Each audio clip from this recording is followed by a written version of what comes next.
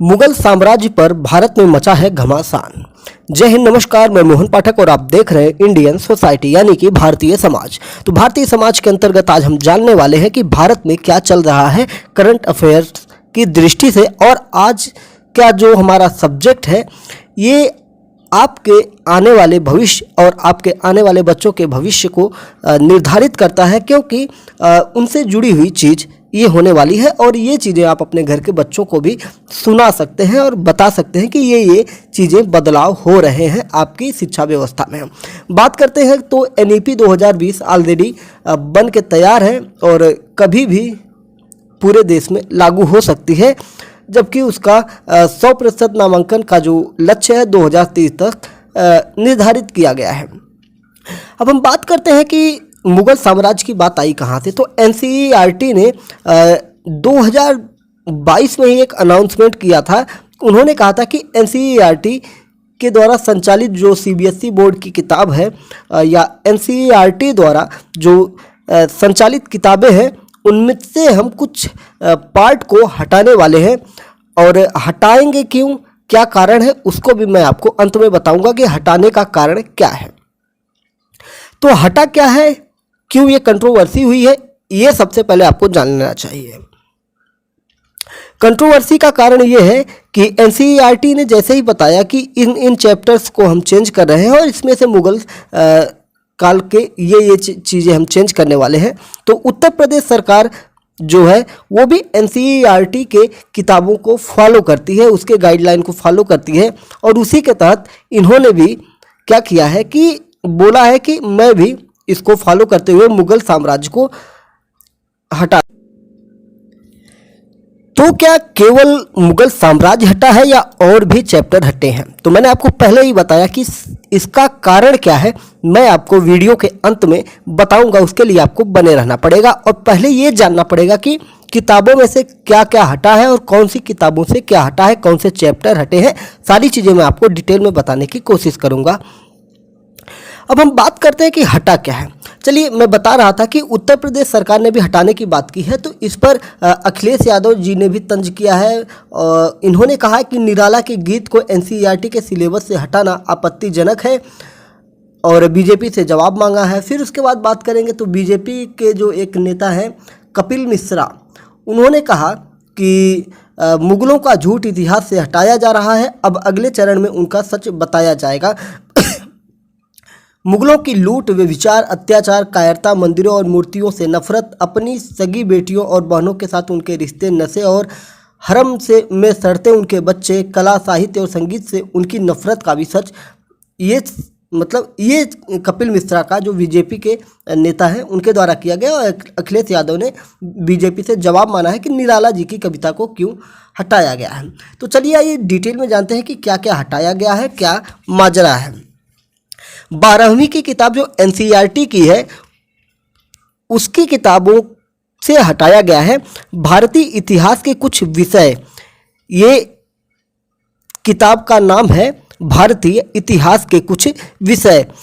इसके 3 पार्ट होते हैं, 1, 2, 3 करके होता है। पार्ट 1, पार्ट 2, पार्ट 3 है।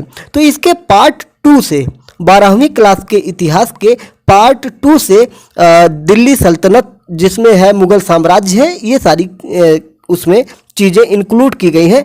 तो उसमें से मुगल साम्राज्य को हटाया गया है, और उसमें से क्या क्या हटाया गया है, मतलब पूरी किताब नहीं चेंज की गई है, पूरा मुगल साम्राज्य नहीं हटाया गया है, उसमें से कुछ पार्ट हटाए गए हैं। और कारण क्या है मैं अंत में आपको अभी बता रहा हूँ। किंग एंड क्रॉनिकल्स, ये जो चैप्टर है इसको हटाया गया है, किंग एंड क्रॉनिकल्स। और एक चैप्टर है जिसका नाम है द मुगल्स कोर्ट्स, ये आपका चैप्टर है। तो 2 चैप्टर हो गए आपके 12वीं के पार्ट 2 से, किंग एंड क्रॉनिकल्स, और दूसरा है द मुगल्स कोर्ट्स। ये हो गए आपके 12वीं के इतिहास की किताबें। इनमें क्या चीज़ें हैं, तो इन चैप्टर्स में 16वीं और 17वीं शताब्दी के काल के बारे में बताया गया है, जो मुगल काल का उस समय क्रम चला था उसके बारे में बताया गया है। तो ये 12वीं क्लास से हटा। अब देखिए और चीज़ें भी हटी हैं, जैसे सिविक्स की बात करेंगे तो इसमें सिविक्स का मतलब होता है नागरिक शास्त्र। तो नागरिक शास्त्र के 2 चैप्टर हटाए गए हैं, जैसे America hegemony in world politics, और फिर उसके बाद एक हटाया गया द कोल्ड वार एरा। ये 2 चैप्टर हटाए गए हैं, किसमें से? वर्ल्ड पॉलिटिक्स जो था बुक, इसमें से हटाया गया है। अच्छा, सिविक्स की 2 पुस्तकें होती हैं, तो दूसरी बुक में से जो हटाया गया है उसमें से हटाया गया है, जो उसमें है इंडियन पॉलिटिक्स आफ्टर इंडिपेंडेंस की बात की गई है, तो इसमें से आपको हटाया गया है राइज ऑफ पॉपुलर मूवमेंट, ये हटाया गया है, और era of one party dominance, इसको हटाया गया है। तो ये आपकी चीज़ें हटाई गई हैं। और क्या चीज़ें हटाई गई हैं उनके बारे में अगर हम बात करेंगे, तो सबसे महत्वपूर्ण चीज़ आप ध्यान में रखिएगा ये चीज़ कि आपको याद होगा कि एक दंगा हुआ था गुजरात में, जिसमें वर्तमान प्रधानमंत्री नरेंद्र मोदी उस समय गुजरात के मुख्यमंत्री हुआ करते थे। तो उनके कार्यकाल के दौरान ये घटना घटी थी, जो 2 संप्रदायों के बीच में वहाँ पे राइट्स हुए थे। तो उसकी जो नेशनल ह्यूमन राइट्स कमीशन की रिपोर्ट थी उसको हटाई गई है, और ये 2002 का मामला है। National human rights commission report यानी कि NHRC जो है, उसके द्वारा जो रिपोर्ट किताब में इंक्लूड की गई थी उसको हटाई गई है। एक चैप्टर है political science Gujarat rights recent development in India and politics, इसके बारे में बात की गई है। आपको याद होगा कि उस समय जो प्रधानमंत्री थे वो अटल बिहारी वाजपेयी हुआ करते थे। अटल बिहारी वाजपेयी 2002 में वहाँ का दौरा करने गए दंगे के आसपास। तो प्रधानमंत्री जो आज के नरेंद्र मोदी हैं और अटल बिहारी उस समय के प्रधानमंत्री थे, यानी कि गुजरात के मुख्यमंत्री और भारत के प्रधानमंत्री दोनों साथ बैठ के प्रेस कॉन्फ्रेंस कर रहे थे। और उसमें वाजपेयी जी ने, प्रधानमंत्री जी ने उस समय कहा था कि नरेंद्र मोदी गुजरात के मुख्यमंत्री हैं और उन्होंने अपने राजधर्म का पालन किया है। तो ये जो कोट था ये काफ़ी वायरल हुआ था उस समय, और आज भी इसकी चर्चा होती है। तो इन सारी चीज़ों को वहाँ से हटा दिया गया है। और अगर हम बात करेंगे तो क्या केवल क्लास 12 की किताबों से ही हटाए गए हैं चैप्टर, तो ऐसा बिल्कुल नहीं है। 10वीं कक्षा से यानी कि क्लास 10th से और क्लास 11th से भी कुछ चीज़ें हटाई गई हैं। जब किताबें आएंगी तो आपको उस पर भी क्लियर हो जाएगा कि क्या क्या हटाया गया है। हटाने के कारण के बारे में हम बिल्कुल लास्ट में बात करेंगे, जिससे आप सारी चीज़ें समझ जाएं कि क्या हो रहा है। NEP 2020 जिसका मकसद क्या था कि जो शिक्षा व्यवस्था है उसको जो रटंत प्रणाली है उससे हटा करके क्या कर देना है, एक तरह से समझ की तरफ विकसित करना है। ठीक है, तो समझ आधारित चीज़ों को ये लागू करना चाहती है, और जो रटंत प्रणाली चीज़ें हैं तो उन चीज़ों को धीरे धीरे हटाने की बात की गई थी। तो उसी के आधार पर ये आपका CBSE बोर्ड NCERT के द्वारा किताबों में चेंजिंग की जा रही थी। अब बात कर जा रही थी कि क्या मुगल साम्राज्य को छात्र पढ़ेंगे ही नहीं, तो ये बिल्कुल गलत बात है, ये एक अफवाह है। अब इसका कारण क्या है, अब ये आपको मैं क्लियर कर देता हूँ।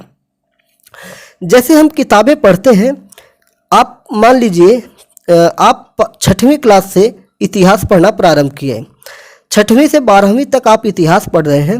मान लीजिए आपने 6वीं से 8वीं के बीच में किसी चैप्टर को पढ़ लिया है, और वही सेम चैप्टर आपको 12वीं की किताब में देखने को मिल रहा है, तो आपको एक ही चैप्टर को 2 बार पढ़ना पड़ रहा है।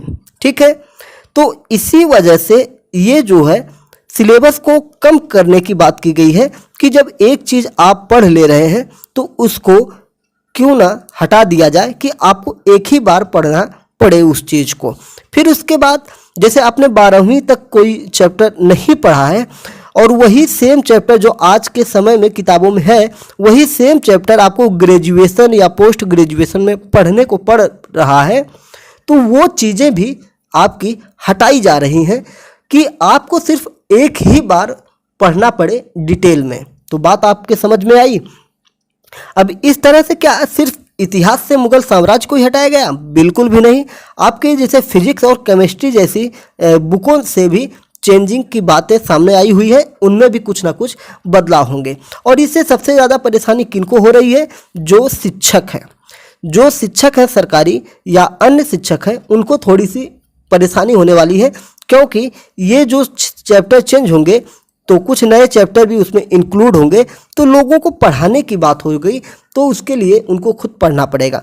तो एनसीईआरटी के द्वारा बताया गया है कि चीज़ें इतनी भी जटिल नहीं होंगी कि टीचर्स नहीं पढ़ा पाएंगे। वैसे भी एनसीईआरटी क्या है, एक शिक्षक प्रशिक्षण की भी बात करती है। फिर उसके बाद अगर चैप्टर चेंज होंगे तो जो डाइट वगैरह बने होते हैं, अगर हम प्राइमरी लेवल की बात करेंगे तो डाइट होता है, या बड़े लेवल पे बात करेंगे तो एससीईआरटी द्वारा जो प्रशिक्षण कार्यक्रम होते हैं, तो अध्यापकों को उन चैप्टर्स के बारे में प्रशिक्षण दे दिया जाएगा, जिससे वो आगे अपने अध्ययन अध्यापन का कार्य आगे बढ़ा सकते हैं। तो किसी को घबराने की ज़रूरत नहीं है। हाँ, नीट वगैरह के जो छात्र हैं उनको तैयारी करनी पड़ेगी, थोड़ा सा नए चैप्टर आ जाएंगे तो उनको थोड़ा सा केयरफुली देखना पड़ेगा। तो बहुत ज़्यादा प्रॉब्लम नहीं होने वाली है। चीज़ें जो हैं आप पढ़ेंगे ही पढ़ेंगे। हाँ, ये चीज़ें हैं कि जो चीज़ें आपको कई बार पढ़नी होती थी, कई क्लास में वही चीज़ें बार बार आप पढ़ते थे, उन चीज़ों को कम किया जा रहा होगा। जैसे आपको याद होगा कि आप